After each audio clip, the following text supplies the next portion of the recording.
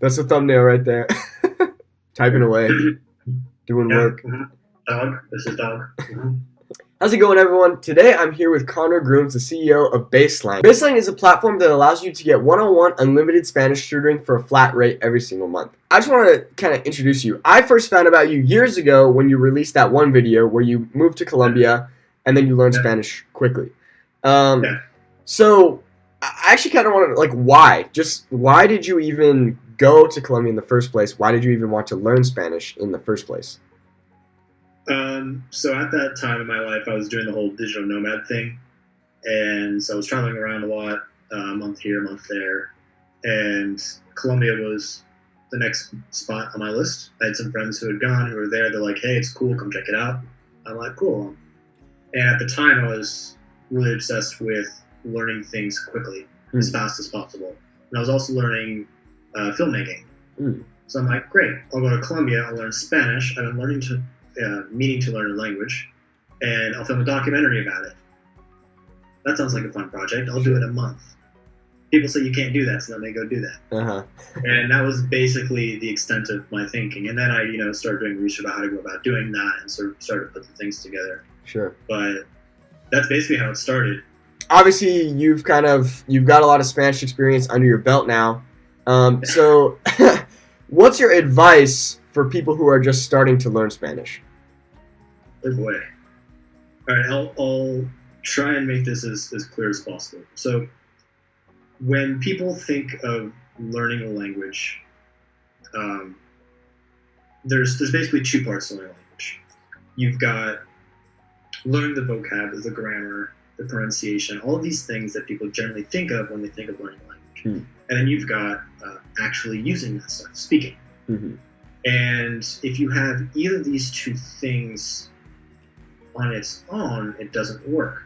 So when you've got people who've done a ton of Pimsleur tapes, when you've got people who've done, the entire Duolingo curriculum, who've done a ton of flashcards, who have been in and out of grammar textbooks, who've taken traditional classes, and they can't speak, it's not really surprising to me. They've got all this knowledge built up in your head, but you haven't really unlocked it by actually using it. It's the only way to actually unlock all these things that you know is by using it in a real conversation. Otherwise, it's going to be stuck up there when you go to speak, and you're like, "Oh, what was that thing?" And right. So if you want to actually flow, well, guess what? You've got to use it. Sure. And the first times you use it, well, you're going to make mistakes, and you're going to make a lot of mistakes. That's something people really have to be okay with. Is sounding dumb because you're going to say some stuff that's completely wrong. Sure. Which is why some people prefer to do that in a controlled environment with a tutor, regardless if they use Baselang. I suggest that. Yeah. Or there's some people who don't care, and they're like, "I'm just going to talk to random people on the street, and I'm okay making mistakes." That's also awesome. But you've got to be okay making mistakes.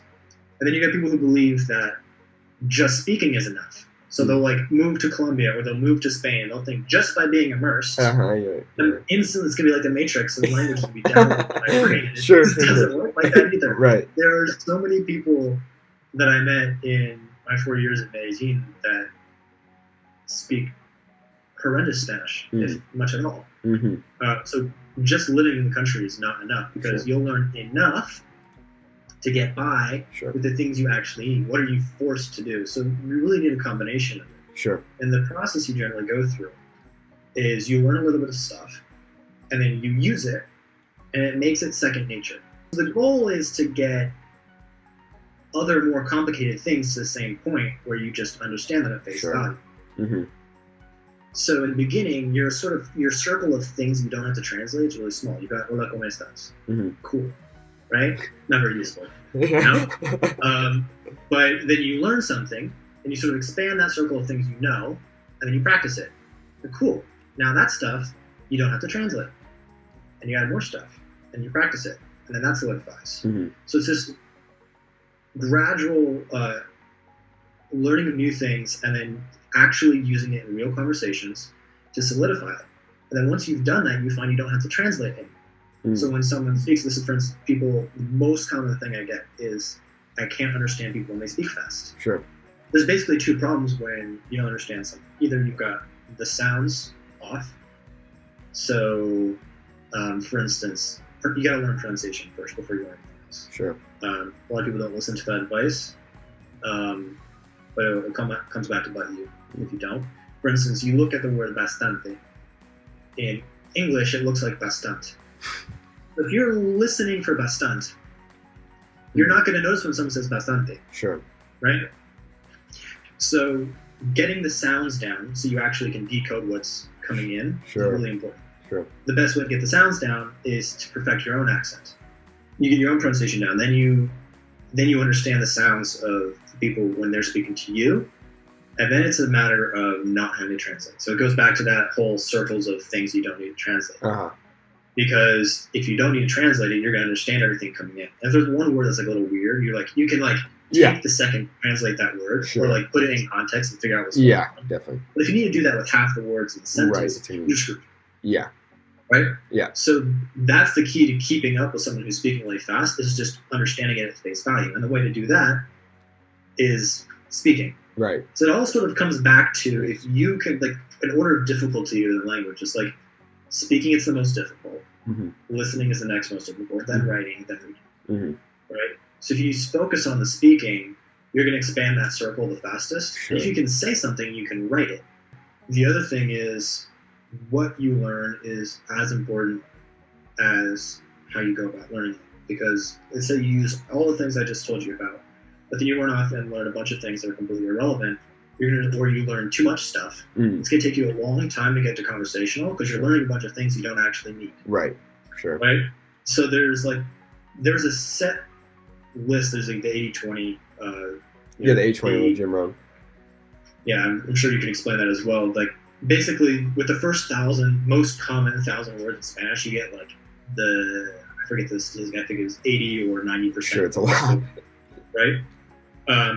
You get a large percentage of it. And as you add more words, you get diminishing returns. But that's if you pick the 1,000 most common words. Right? So I think there's basically this base of words that everyone should know. Then when it comes to that stage where you're learning words, a lot of people use flashcards. Right? Flashcards are awesome.